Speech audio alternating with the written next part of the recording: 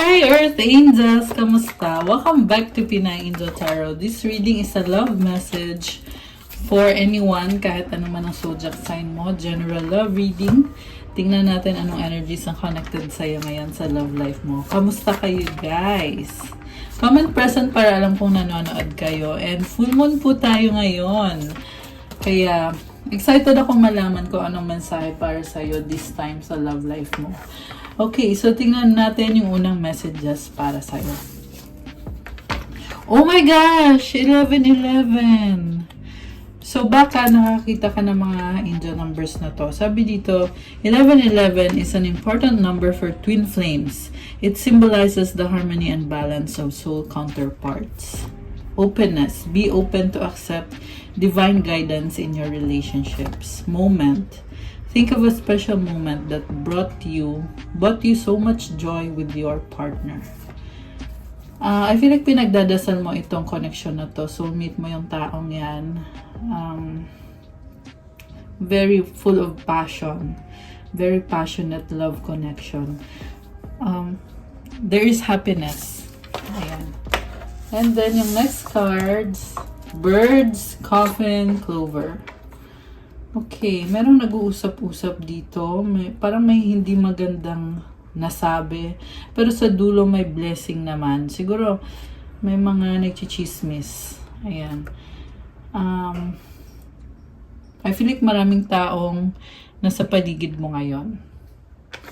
Okay. Tingnan natin from the tarot.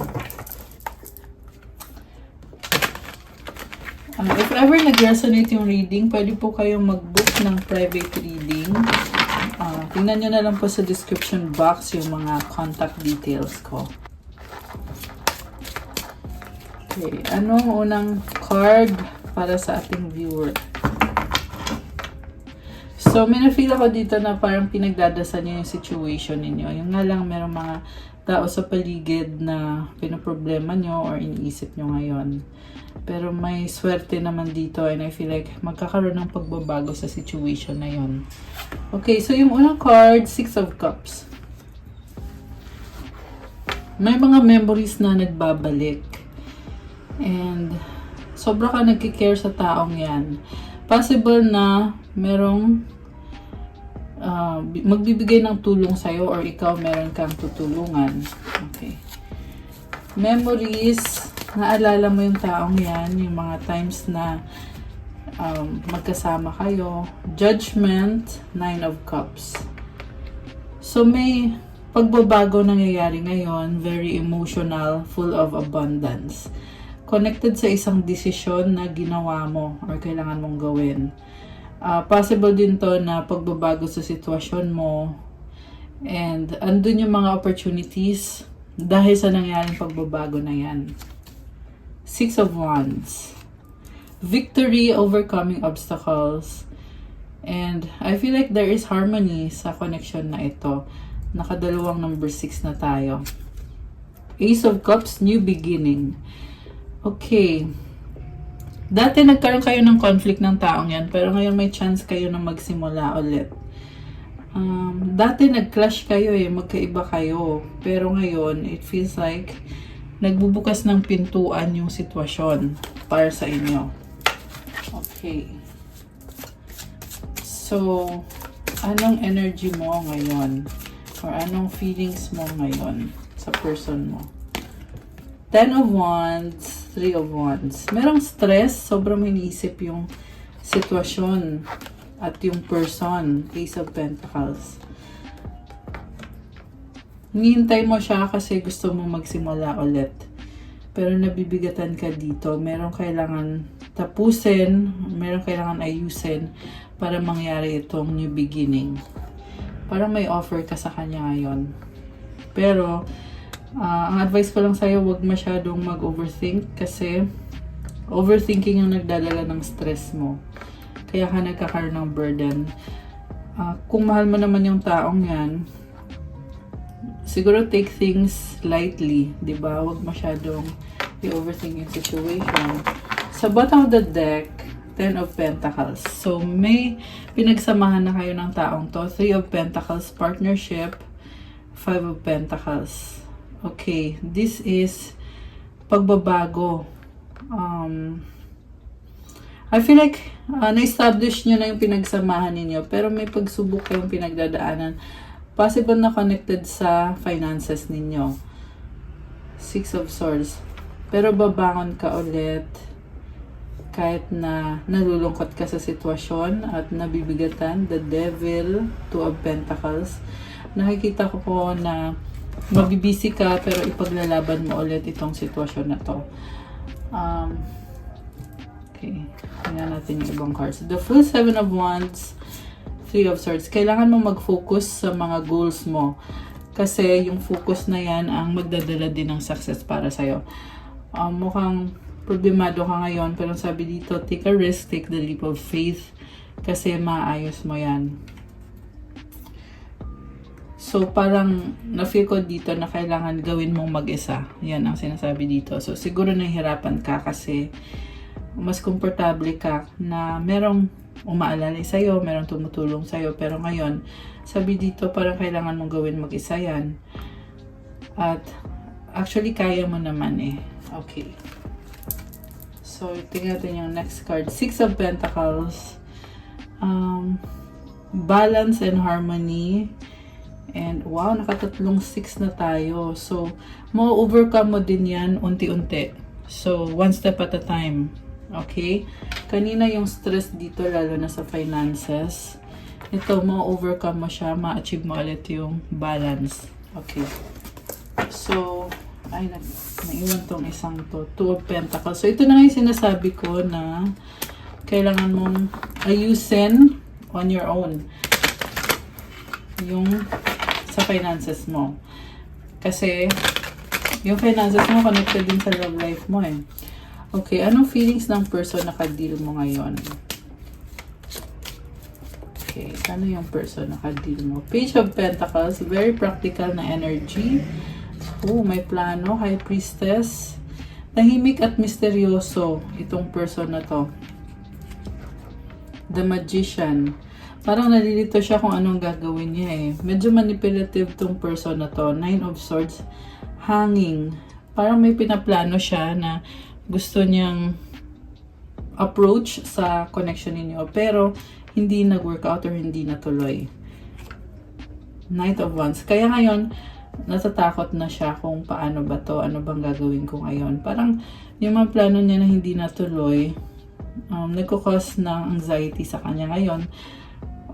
Hindi niya din alam kung anong gagawin niya. Medyo manipulative tong person mo ha. Black Numen, merong stress sa part ng person mo. Oh my gosh, okay. So ano na ngayon ang susunod? Eight of Wands, okay. Ayan, naka-reverse. Tumalon siya. So, meron pag-uusap. King of Swords and the Knight of Swords. Mabilis na pag-uusap. May mga kailangan pagbabago na mangyari. And, mabilis din tong pagbabago na to, guys. So, ibig sabihin nag-a-adjust kayo sa sitwasyon. Hindi palaging merong problema. So, siguro, oo, meron nga. Pero, oo, may nakakagulat na pangyayari. Pero, malalampasan naman. Queen of Wands, may bagong offer.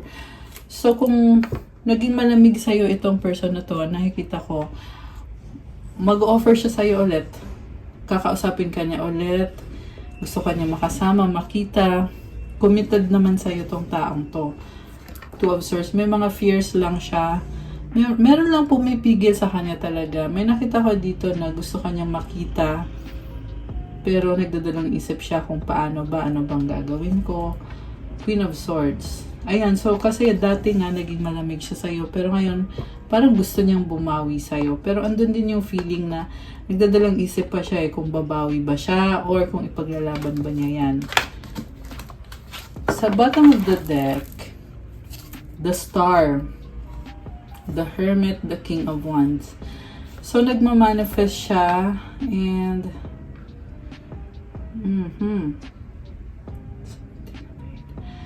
okay, tinatry niya yung best niya dito. Pinag-aaralan niya mabuti yung sitwasyon.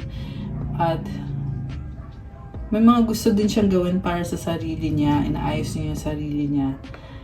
Okay, Queen of Pentacles. So, parang nakita ko dito sa person na to na ikaw yung nagbibigay ng strength sa kanya, sa'yo siya lumalapit pag may problems or meron siyang iniisip. Okay. Next card, the moon. Medyo sad, medyo nalilito siya ngayon. Okay, oh my gosh. Ano ba tong problema ni person mo na nakaka-stress para sa kanya, no? Ano kaya yun? Strength. Ayun na nga. Tahimik lang siya kasi kinakalman niya yung sarili niya. Lalaban pa rin niya yung relationship niyo kasi ikaw yung happiness niya. Queen of Cups. Wow, okay. Seven of Pentacles. Very practical, at the same time emotional. Baka may kadeal kang Leo or meron yung sign na yun sa chart niya. Malakas din ang water sign, Cancer, Pisces, Scorpio, Earth sign, Capricorn, Taurus, Virgo. So, si person mo, parang tinitiis niya kasi andyan ka. Tinitiis niya yung mga problema niya, lalo na sa finances niya. And kailangan ka niya kasi ikaw yung nagbibigay ng happiness sa taong to. Okay? So, anong outcome dito? Ace of Swords, breakthrough, new idea, the Chariot, Temperance. Oh my gosh. Alam nyo guys,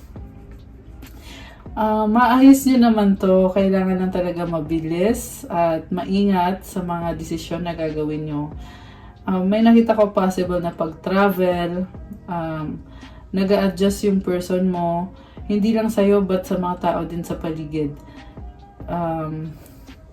Temperance. This is about patience na parang sinasabi niya dito, oh, hindi ko pa ngayon maayos yung mga problems ko, hindi pa lahat, hindi agad-agad, pero gagawin ko yung best ko, nalaban ako. Very competitive na energy yung nakita ko dito. Very competitive yung person mo. Actually, kayo pareho.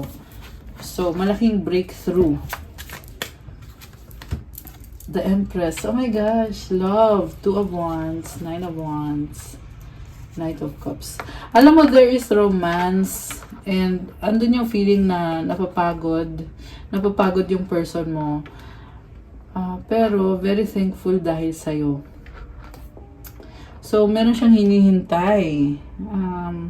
Medyo nasa stress. Pero, okay naman. Kaya naman niya yung sarili niya. The Empress card is someone na very strong and creative, palaban, at si Empress kasi kayang-kaya niya yung sarili niya kahit may mga problems or challenges. Very clear pa rin yung isip niya. Matalino kasi itong si Empress eh. Ayan, so ang daming mga maliliit na problems along the way, pero sa nakikita ko, kaya naman talagang malampasan. Okay, any more messages? The World, 10 of Cups. Oh my gosh! There is unity. I can see celebration, reconciliation. So guys, merong magtatapos na cycle. Yung kanina nakita ko na parang dati naging malamig sa'yo tong person na to. Pero ngayon, eto, unity, parang kumukuha kayo ng lakas sa isa't isa eh. Kaya, nagdadala ng success sa kanya-kanyang buhay nyo at sa relationship nyo, yung partnership na yan. So, the World card is also about endings and new beginnings. This is also about happiness na pinapangarap mo, nakukuha mo naman ngayon. Mukhang dahil sa taong ito na kadil mo. Okay. So, kuha ko ng cards para sa manifestation mo. Anong energies ang paparating or makukuha mo ba ang manifestation mo? Tingnan natin. Makukuha mo ba ang minamanifest mo?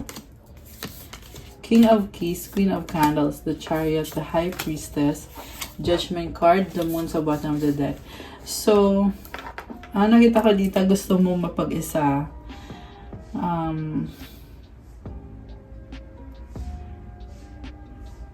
Medyo may na-feel ako dito na lungkot, guys. To be honest. Oo, medyo malungkot. Pero, laban lang. Full moon ngayon.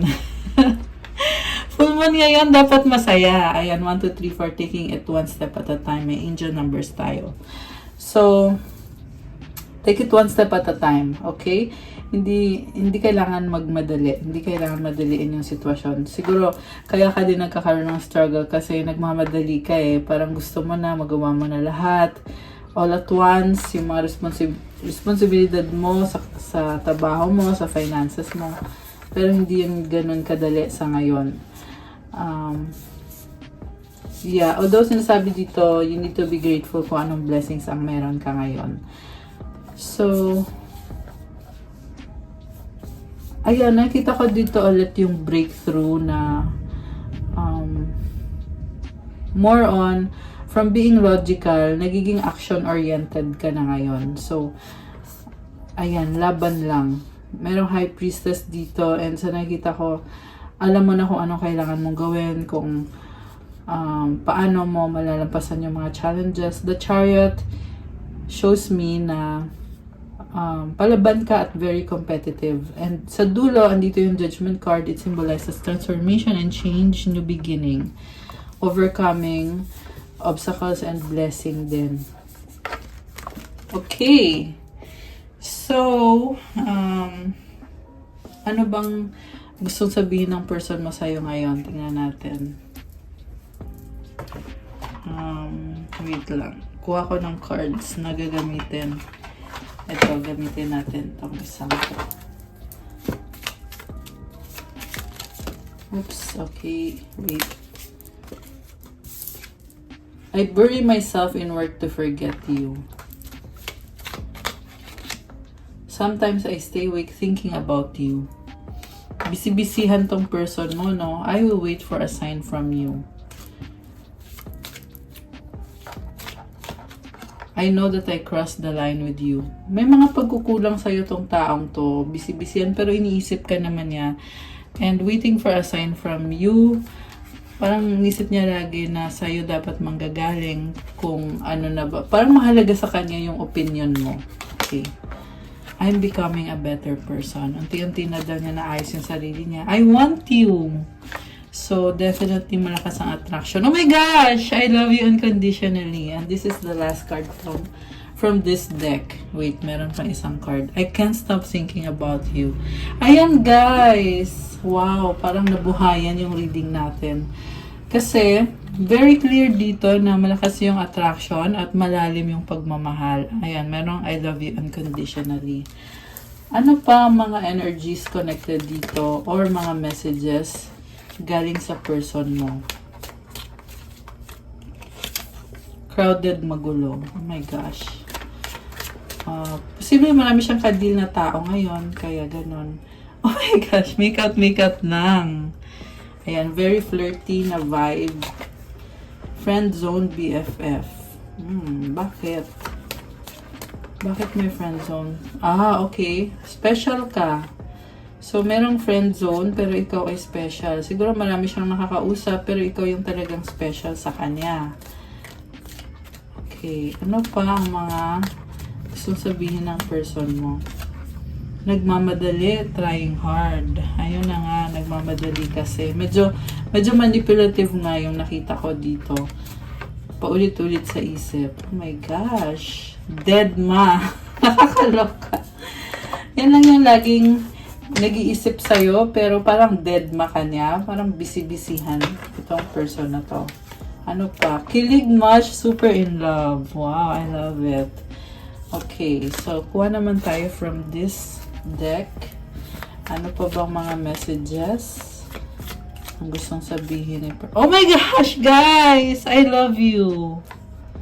Ayan, nabuhayan na naman. Ano pa mga gustong sabihin ni person mo? Oh my gosh, bakit ganon? I love you, I hate you. Ayan, so pabago-bago ba siya ng isip? I need you to make the first move. I have something to tell you. Ayan, contradicting yung mga energies dito. So, parang love-hate. So, parang hindi mo siya maintindihan. I cry at night. Oh my gosh, you are irreplaceable. Ayan. Grabe, sobra ka iniisip ng taong to. Kuha ko kayo ng advice card para sa mga viewers natin. Anong advice para sa mga viewers natin? Anong advice? Alam ko kasi na meron ilan sa inyo na may mga challenges na pinagdadaanan ngayon. Kaya ko kayo kukuha ng advice card. Ano pang advice or mensahe galing sa universe for our for our viewers? Courage. Service. Baliktad. Hope.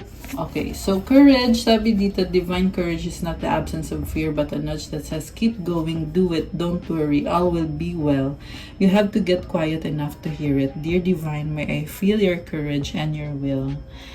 Lakasan mo daw ang loob mo kahit natatakot ka. Pag magpatuloy ka lang, keep going, wag mag-alala, magiging maayos din ang lahat. And magtiwala ka kay God, pagdasal mo yung situation mo. You stop using the universe to try to get what you want and start asking love to use you. You offer all and want to be of service. Ironically, many desires become fulfilled without grasping or manipulation. So, nabanggit ko to kanina na yung manipulative, yung person na ka-deal mo. Ayan. Pero sabi dito something about wag maging manipulative. Instead, i-offer mo daw yung effort na ginagawa mo. Lagi mong i-offer na blessing mo yan sa person mo, sa taong ka-deal mo, or siya sa'yo. Ayan. This can also be mensahe para dun sa person na iniisip mo. So, hindi daw kailangan ipilit kung ano yung gusto mong mangyari. Kasi, offer mo yan yung love na binibigay mo, offer mo yan. So, magugulat ka na lang kasi makikita mo na lang din na nangyayari na yung mga gusto mo mangyari. Makukuha mo yung manifestation mo nang hindi mo kailangan pilitin or i-manipulate yung situation. So, remember always na i-offer mo yan, yung mga effort mo. Ayan, i-ano mo yan. Kumbaga, i-surrender mo kay God lahat ng efforts mo. Yan kasi yung kahulugan ng service. Ayan. And the last card is, hope is the conduit for miracles. Kapag merong pag-asa, merong miracles na nangyayari. Kaya, always have hope. Ayan yung mensahe para sa'yo ngayon. I love it! Okay guys, so that's all for our love reading ngayong gabi. Thank you sa panonood. Paki-like po ng video, comment kung nagustuhan nyo ba yung reading, kung nag-resonate ba o kung hindi ba nag-resonate. At kung kailangan nyo naman ng gabay or kailangan nyo ng more information, pwede kayong magpa-book ng reading. Message lang kayo. Diyan po sa description box yung mga contact details. Tingnan nyo na lang dyan. And for those na interested to start your crystals journey, may mga crystals po na pwede nyong gamitin kagaya na nakikita nyo dito ang ginagamit ko, mga bracelets. So, tingnan nyo na lang sa Instagram ko kung gusto nyong mag-start ng crystal journey ninyo. Marami at iba-iba po yan. Lahat ng crystals ay may blessing, may mga mantras at mga special prayers para sa'yo. So, message na lang kayo guys. And may announcement ako connected dun sa anniversary surprise na free tarot reading na ibibigay ko sa inyo. 4 lucky winners ang mapipili. As of today, wala pang nakakakompleto ng hinihingi kong requirements. So, kung gusto nyong kayo yung mapili sa free tarot reading, make sure po na gawin nyo po lahat ng mga nilagay ko doon sa post ko dito sa YouTube, pati na rin sa Facebook at sa Instagram. Kasi sabi ko doon, mag-comment kayo ng count me in doon sa post ko. Ito po yung steps ha. Comment, count me in sa post ko. Step 1 yon. Step number 2 is follow my social media accounts. Step number 3, invite at least 2 of your friends. Step number 4 is isend nyo sa akin yung proof na nagawa nyo lahat ng steps. Ibig sabihin, isi-screenshot nyo na nag-invite kayo ng 2 friends. Screenshot nyo din na nag-subscribe kayo sa channel ko at sa ibang social media accounts ko. Screenshot nyo din na nag-comment kayo ng count me in. So, pag nakuha nyo lahat ng yon at nasend nyo sa akin, bibigyan ko kayo ng isang entry. So, sana nga makuha nyo yung mga nire-require para makasali kayo. Kasi as of today, mukhang isa pa lang yung nakaka-kompleto ng mga hiningi ko doon. So, sayang naman kung hindi nyo nagawa. Ayan, pasensya na may pagkulog. Paulan kasi dito, nasa Makati kasi ako. So, anyway, thank you so much, Earth Angels. Check out nyo na lang po sa mga post ko para dun sa mga gustong sumali sa aking anniversary surprise free tarot reading. Thank you. Have a good night. God bless. Stay safe. I'll see you again soon, guys. Love you guys. Bye!